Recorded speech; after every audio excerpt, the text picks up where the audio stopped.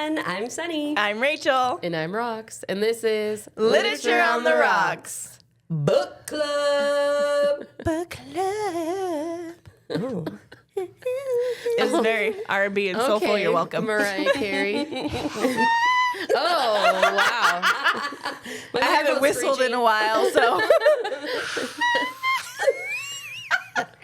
Haven't hit those notes in a minute? No. So how's everyone doing? Excellent. Great. Guess what we just did, you guys? Great segue. Guess what we just did?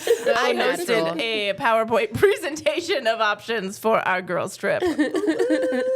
Yes. My we type had- A friends just really bringing the heat this morning.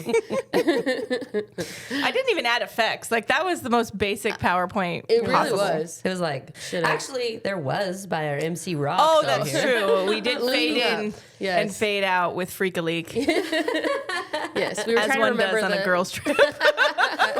We were trying to remember the names in the song, and it was only natural to just It play was it. a very, yes, we were dancing a little bit at first, but it was a very analytical moment for music.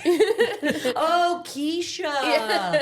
Siobhan. To be young again. And then to listen to it and go, I was listening to this as like a young child. I was listening to this driving to high school. Yeah. I could put it in your pussy. I could put it in your ass. Because anything can happen. What a very inappropriate song. We were like, yeah. I know, right? I was probably in your car You were. dancing to it. Yeah, at least once a week, P.D. At Pablo least. made it onto the airways. Yeah. And I remember one time we had listened to it on the burn CD because that's the way of the world then. Yes. And then we turned off the burn CD and the radio was playing it. We were like, yeah, encore! The hype that we felt. It came out December 1st, 2003. Yeah. That's Oh my peak gosh. high school. What a good song Time it needs to was, slow though. down. Tell me about it. Anyways, back to girls' trip. Oh, yeah, to- that was depressing. Back to my type A friends. Yeah, we have technically 5 options. Technically 5 because I threw a wild card in there. They were LA, Venice Beach. See, I'm going to try and remember. LA, Ooh. Venice Beach, Catalina, Okay. Palm Springs, Uh-huh. Austin, Texas. But what was the other one? Wait, don't tell me. It was your pick. Oh, I do remember. I remember. It was my pick. Yeah, you suggested this Oh, place. Sedona. Yeah, Sedona, Arizona. Which is really funny because actually my husband's turning 40 and we're going to Sedona and the Grand Canyon and Flagstaff. Oh, we're that gonna be sounds all over there. boring. Oh, so then we don't pick that one because you're going to be there literally 2 months before. Yes, Yeah. Okay. Okay. But I do want to do Sedona with you ladies. Are we voting trip. on our girls' trip right now? Sure. I mean, we can. You want to vote? No, that's why I was asking. I was like, so much pressure. I wasn't No, ready. I was just thinking, let's talk it out. And I do want to pick a place we could start planning. I and- do really like the option of Palm Springs. Okay. I liked the like cozy small town vibes. Yeah. Of Palm Springs, and their little hotels were so cute. Yes. That I think and Catalina were my 2 favorites. Me too. Okay. I actually really like Catalina. I like them all. I've never stayed. I've never stayed on Catalina Island. Oh, me neither. Neither I think have it'd I. be cool. I haven't gone there in years, so. Okay, so Catalina or Palm Springs? Okay. The only thing that Catalina doesn't have that Palm Springs does is Michelin's. There are fewer. And Are there any Michelins in Long Beach? Can we start our day with a Michelin restaurant and then hop on a ferry? Oh, I'm sure there has to be a Michelin. because maybe we take a little bit later ferry, have lunch at a Michelin. Oh, there is. Heritage. Heritage is a California contemporary restaurant. So we're just saying we're going to either Catalina or Palm Springs? It's our options. Well, at least those were my 2 top. I don't know about you guys. I was cool with all of them. Sunny said those were her top 2 as well, so. I'm ready to decide. Should we flip a coin since we don't mind either way, or What are you ready to decide? What's your option? No, I just mean I'm ready to start planning. Oh. Let's do this thing and get it going and move. Do the damn thing. Catalina, we could do the zip lines or the jet skis and the ghost tour and the escape room and all the wine bars. And there's a few restaurant options. And we could also have a lazy beach day. And then in Palm Springs, there's haunted bar crawls. There's the karaoke bike experience. There's the electric bikes in Joshua Tree. There's drag brunches. We could also have a pool day or several pool days. We could spend all the days in the pool.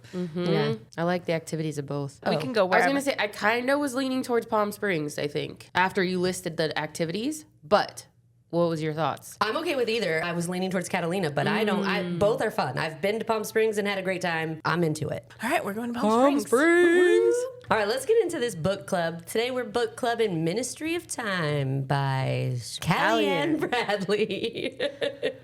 Yes. Oh, and as a recap of our ratings from last week, we all rated it a 1. Yes. We always do the first 4 questions are the same for every book club we do, and then the last 3, 4. They're more specific to the book. Okay, so this one is first impressions. What were your initial thoughts when you started reading Ministry of Time? Did the book meet your expectations or surprise you? I wrote, I was looking forward to the book when it was suggested. I didn't know much about it. And if I'm really being honest, I don't know that I really know much about it now after reading it. I still wholeheartedly believe it is a good premise, but listening to it was the wrong choice. I should have known as soon as I started the book to stop and pick it up, but I didn't. I do think I might give it another shot, actually. The last bit of the book did pique my interest enough to want to purchase the book and try and read it again. Wow. The book definitely did not hit like I hoped it would. I'm sorry to the author and to my co-hosts. It was a struggle to get through it. I had high hopes for this to be a good story because the premise had promise. Unfortunately, the chumps helped me to understand what was happening in the story more than actually reading and listening to it. It showed lots of promise, but it just didn't do it for me. Yeah, this was my pick. And when I was doing research on the book, it was a 2024 debut, so it wasn't super established. It said it was a sci-fi romance with a touch of historical fiction in it. I guess it's a time travel. It's a time travel. Okay. Mm-hmm. And I thought, okay, historical fiction I learned I loved last year, and sci-fi was a new genre that I am learning to love. Mm-hmm. So I thought this would be great. Like romance is I'm always down for that too. So I had high expectations for this book. And I'm not sure when we did talk about this a little bit last week, but I listened to it and the audiobook narration was so flat and dry. It was hard to get into the book, but the storyline itself is great. So I think it's a really great concept, but I struggled so much listening to the book because of the narration.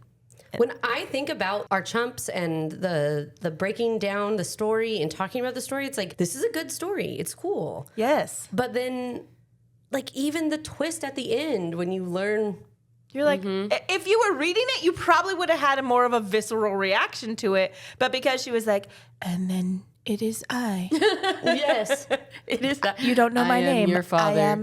I am you. I am you. And we have a child, but you won't because you fucked this timeline up. Yeah. Yeah. Yeah. Exactly like that. Yeah. Yeah. And then it makes me think about, like, because there are such great audiobook narrators out there, like, for example, Jeff Hayes, right? Yeah. Let's think about Dungeon Crawler Carl, how awesome it is, but how crazy that storyline is. If the audiobook hadn't been as good, would I have been as into it? Right. As I am. But for sure, the audiobook put it over the top. Yes. Which makes me sad. That's why I think this book, the premise and the story and the writing, it's good. It's there. I just think that, and no offense to the narrator, like, yeah. I don't know if there was direction that you were given to be like, less emotion, please. Because I want you to suck emotion from the listener. So I think if I read it, it might, I don't know. But I haven't purchased it It yet, just shows but how many factors can go into what will actually make a book good, right? Yeah. The storyline could be great. Unresolved questions. Were there any plot points or character arcs that you felt were left unresolved or could have been explored further? I would like to know if the bridge goes to find Graham in Alaska and if she's able to adjust the timeline, because in the other timelines, they said they always ended up together. They couldn't keep them apart. So is she able to change this timeline and have that relationship with him? I said, at first, I thought, I really don't know that I want to know any more about the unresolved character arcs or plot twists. But if I'm thinking about it, my unresolved question is, how was this narrator picked? And what was the allure to this particular one? No offense, but what was the decision to speak the entire book in a monotone voice and show literally no inflection whatsoever? This is a book that needed some tone, some change in pitch, anything to give this book life? That's my unresolved question. Yeah. How Why? did we choose this person? How did we get here? How did we get Kaliane here Bradley. with this? I wrote, oh gosh, I feel ill prepared to answer this question. I think the slower paced book, along with the flat narration, made me have a whole lot of questions, but they may have actually been answered and I just didn't catch it. Yeah, facts. I think the main question I had throughout the book that I don't think was answered was, what was the point? Why are we bringing historical figures from the past to our present and then spending significant tax dollars to get them incorporated into present world? Tax dollars. I think it might have something to do with knowing the future. We need to change the past. But what was the point when it all started? On top of that, is the ministry creating catastrophe or really just accelerating it in the end? I don't understand why we did it. Was it to run tests? Like, was it To see if time travel was possible for the population? Yeah, but we could go back in time. We knew that. We walked through this portal, and now I'm back in time. And now I'm snatching somebody who's about to die and bringing them to the present. Why? Because they wanted to see how time travel would impact you long term. Yes, the effects on it. They were the guinea pigs. So they were For the going physical part to of it. pull Just them. for testing. Yes. We have a whole ministry of government-funded. Of tax dollars being spent on long-term research. That's pretty accurate for the government.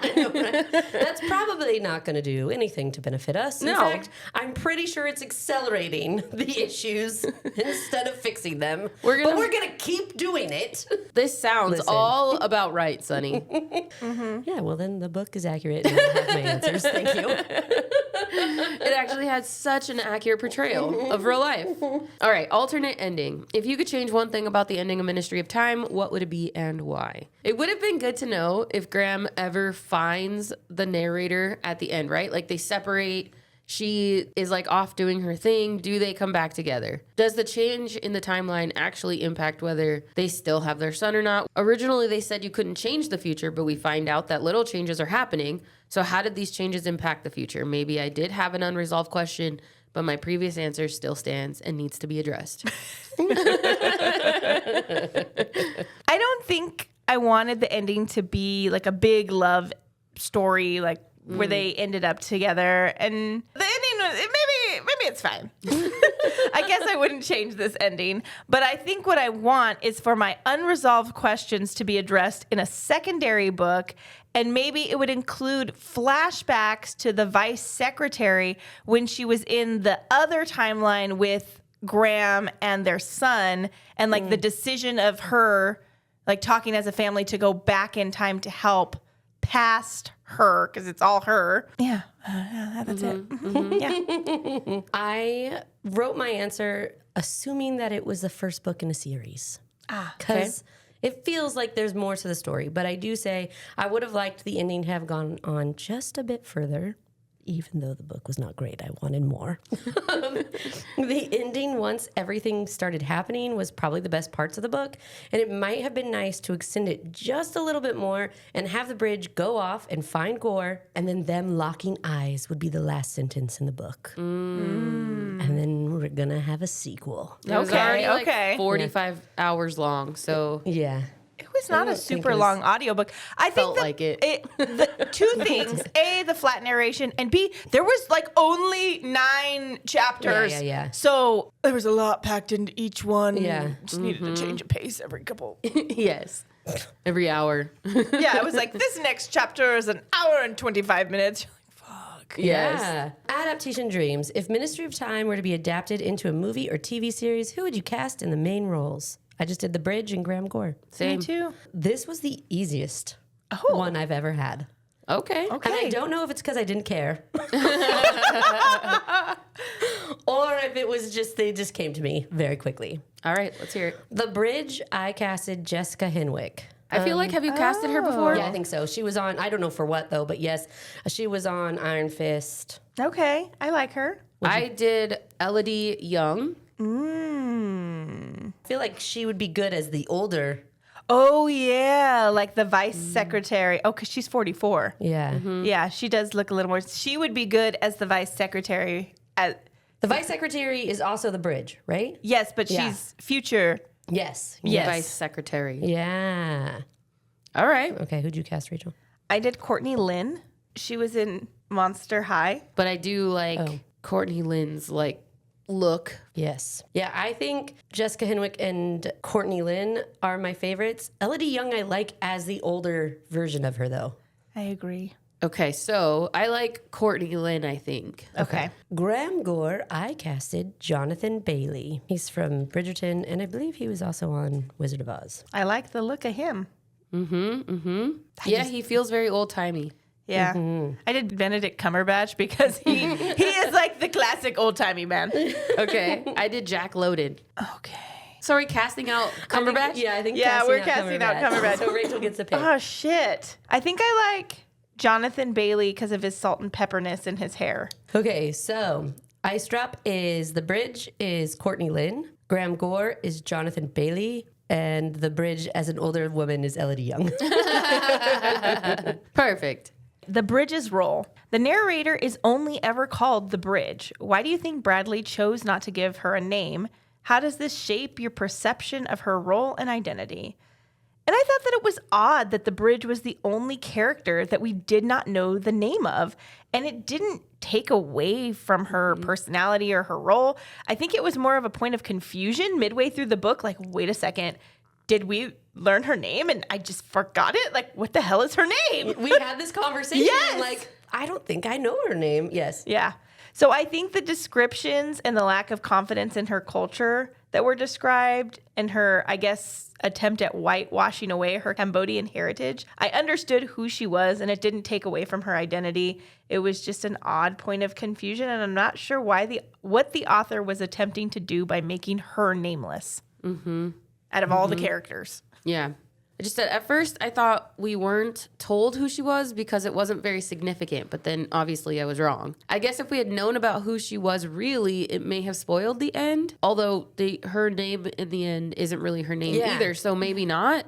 So my best assumption was to keep the wow factor of this big revelation. That's really all I could come up with. If I had been reading the book and had the opportunity to give the narrator my own voice and tone, it might have been a bigger reveal. But looking back, it was a wise choice by the author because then you really can't picture anyone specific, right? Like, she didn't really give you this person a whole vibe. Like, if you had given her a name, I would have pictured her. And then if I had gotten a name later on, I would have tied the two, maybe, right?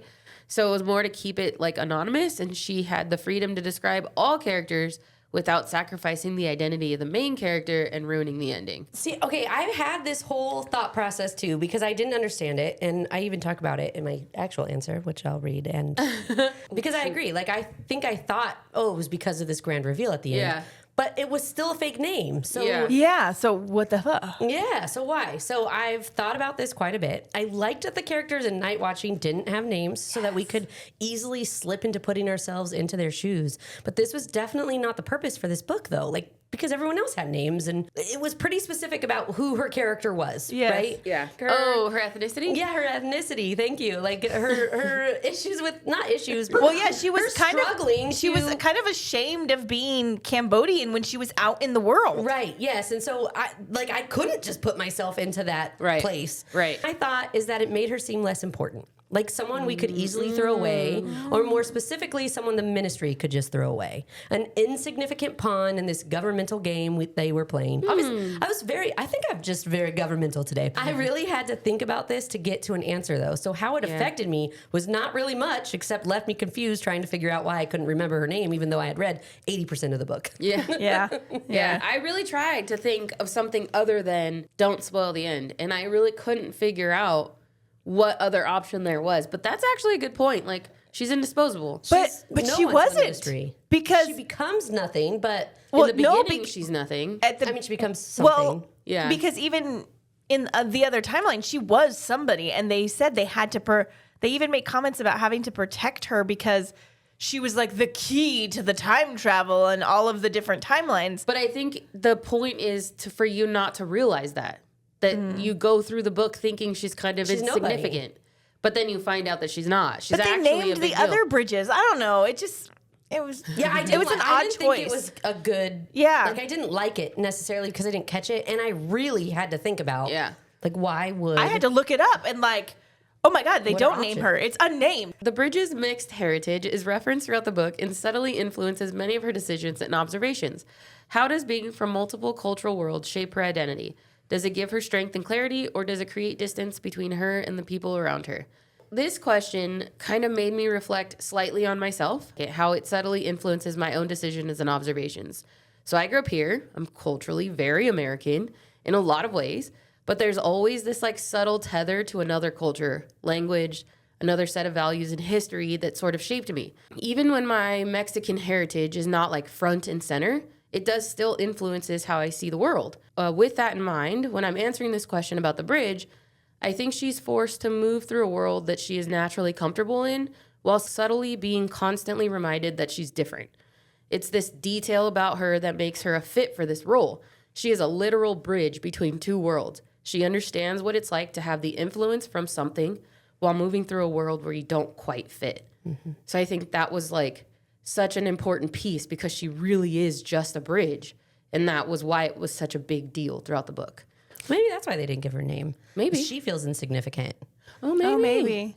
Oh, maybe. First of all, for our listeners who may not be following us on social media, at Lit on the Rocks Pod, I am a white girl. So am I. Shocker. Born and raised in America. So am I. But from the outside looking in, I've always admired people who come from multiple cultural backgrounds. There's something powerful about carrying more than one history, more than one language of belonging. But I've also heard many people talk about the tension that can come with that, the feeling of not being enough of either world or needing to adjust which parts of yourself are visible depending on who you're with and what you're doing. In this book, I saw that tension in the bridge. At times, her background felt like a strength. She reads rooms carefully, she understands power dynamics, she knows how to move between spaces, but it also felt like she was constantly editing herself, like belonging sometimes meant fragmentation. It made me wonder if being between cultures can feel like both a superpower and a loneliness. From the outside, it looks like flexibility and depth and beauty, but from the inside, it might feel like never fully landing somewhere. The end of the book definitely had me hoping Gore would be her place to land. To echo that, I am multicultural. I'm half Caucasian and half Hispanic, and the world that I dance between couldn't be more different. I understood the feeling of not fitting in either group. And I think when I was younger, I did struggle with that because I wasn't, like you said, I was never white enough to be white. And I was never, because I don't speak Spanish fluently and I spoke even less of it. It was like, hola, when I was a teen. So I was chastised a lot when I was working in retail by Hispanic customers because, oh, you are clearly Hispanic, but you don't speak it. Why don't you speak our language? So I had a hard time reconciling both halves when I was younger. But luckily, as I've grown, I've been able to reconcile both parts of my culture, and I can go between them now. And I have made myself enough and to be a blend of who I am that I don't really care what anybody else has to say about it. But I can see she never got to that point in the story where she could reconcile and own herself being not 100% of one or the other. Yeah, it was an interesting question because it really did make me reflect a lot. And kind of to echo Rachel, I went through an entire phase of my life where I pushed away all things Mexican because I didn't feel like I fit there, right? Like, oh, well, I'm American, so I'm just going to embrace all of my American me. Yeah. And I stopped speaking Spanish. I didn't want a quinceañera, like so many things. And then, you kind of grow into your own confidence of where you fit into that side. And I would say I'm much more confident with my Mexican side now as an adult than I ever was as a kid. But it is a struggle for sure to be two people, basically. And to Sunny's point, like you are sort of changing who you are with the environment that you're in, the people you're around. If I'm with one side of my family, I'm much more Hispanic than I am with another side of the family. Yeah. And and I'm the same person, but also very different. You're edited. Yes. Yeah. Yeah, totally. Yeah, and I have never experienced it personally, but I have seen it, right? Obviously, my two best friends here are talking about how they've experienced it in their life. But I would say that, especially now marrying a Mexican man and being a Sanchez, I recognize differences in how we're treated. And then now having a child that is white and Mexican, it's been something that was on my mind even before I had him, of how can I help him maneuver through that world, because I know that it's something you have to find and figure out. And I'd want to support however I can as a mom who cares about his mental health and right. And I don't want him to lose either side of him because they're both beautiful. Our last question is expat orientation. If you were assigned as a bridge to a time traveler, what would your orientation packet include? Your top 5 survival tips for modern life, if you will. This was a fun one. I wanted it to be fun. I originally was like, what era would you go back in time to? And I was like, that's a boring age-old question. Yeah, it was fun because I think I took a spin. First, since I'm a woman, I think I would have to start with women are equal. We can have our own bank accounts. We can have opinions and original thoughts. And sometimes we can do these things all at the same time. In fact, multitasking is kind of our thing. Next, yes, we have music, books, and movies in the palm of our hands at all times. However, you have entered the era of subscriptions. You will now pay a monthly fee for everything and never actually truly own any damn thing again. Oh my God, everything. So welcome. Facts. I'd obviously have to also include information about the internet. It is both a miracle and a mistake. It is a place with unlimited information and filled with human knowledge, everything you could possibly want to know. It is also a place where people can argue about sourdough starter.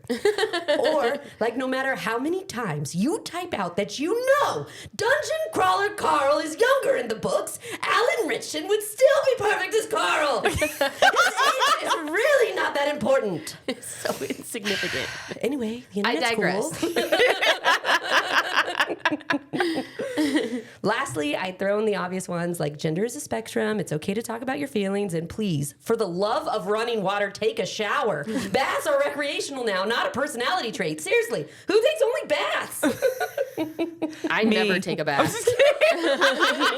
Never. The fact that Gore would only take baths when It really gave me, you know what? That was an ick. That was an ick. Yeah, just sitting in his people soup. No, thank you.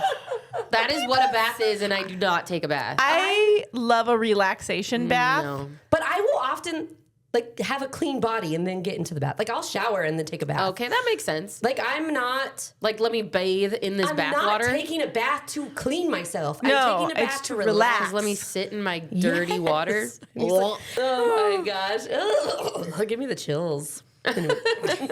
Okay.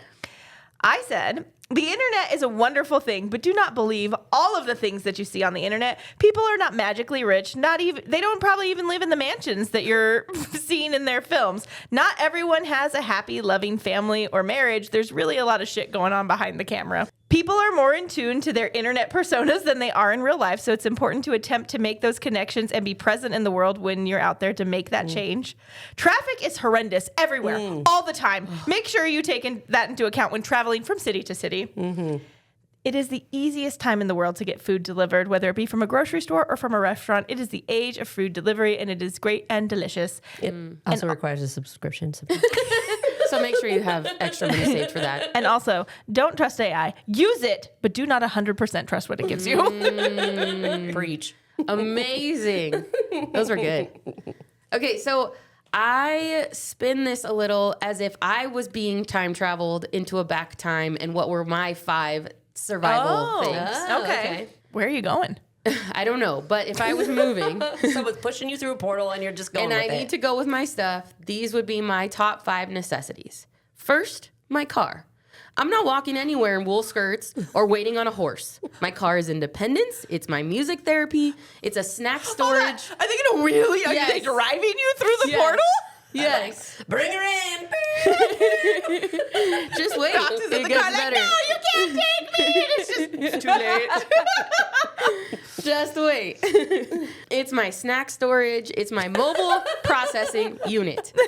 If I need to clear my head, I do it while I'm driving. Driving in silence. If you know, you know. That's survival. Okay. Second, my husband. He's my emotional anchor. If I'm navigating time travel, government bureaucracies, or just modern life in general, or old-timey life in general, I need my person. So he's coming with me. Third, and this is critical, okay? Flaming hot Cheetos and Lay's lime chips with Tapatio. I don't care what century I'm in. Some people pack heirlooms. I pack my spicy stuff. Crunch is a necessity. Heat is grounding. So lime and Tapatio are not snacks. They're an identity reinforcement for myself, okay? Fourth, I need my snowboard or my paddleboard. I need movement. I need something that reminds me my body is strong and capable, whether it's snow or water. That quiet glide resets my brain. When's the last time you've been on one of those? Since before having a kid. Yeah. So you need to quietly reset your brain. Yes. And finally, drinks with my friends and family. So everybody's coming with me, okay? We're all time traveling. All right, let's go. That's oxygen for me. I process life out loud. I laugh through my stress, also cry, but let's not judge. I solve existential crises over cocktails, and whether we're recording a podcast or just sitting around someone's kitchen, community is what makes any timeline livable. So, modern survival isn't about technology, but it's about the people, the flavors, the movement, and the rituals that tether you. That's what makes any era feel like home. Yeah. That's good. So those are my answers. I like it. I like your spin on it. Thanks. Yes. So after all of our discussion, are we still singular shots for the Ministry of Time? Yes. No, I'm 0 shots. That's not an option. Yes, 1 shot. I still want to give it another chance, but as of right now today, it's still 1 shot. Yeah, same. I might read it later this year. Again? Ugh. But I'm not going to listen to it. But I feel like reading it is going to give me a different perspective on it. Oh, like actually reading it. Yes, All right, physically maybe. reading it. Yeah, I don't know either. I was thinking about that. Yeah. Okay. Yeah. All right, that's a wrap on this Ministry of Time book club episode of Literature on the Rocks. We've debated the timelines, questioned the choices, and done our best to keep history from spiraling completely out of control. Next week, we're stepping into something deeply personal and powerful with Solido by Javier Zamora. It's a very different kind of journey, and we can't wait to experience it with you. Make sure you're subscribed. We're here for you every Wednesday. And if the book didn't exactly bend your timeline in the right direction and the audiobook performance left you emotionally displaced, rate and review us anyways. We can't love them all, but we can absolutely talk about them. Turns out you can escape your century, but not yourself. Follow @Lit on the Rocks Pod on Instagram and TikTok, and head to literatureontherocks.com. Until next time, may your past inform you, your future surprise you, and your current chapter always be worth discussing. Cheers! Toodaloo. Bye.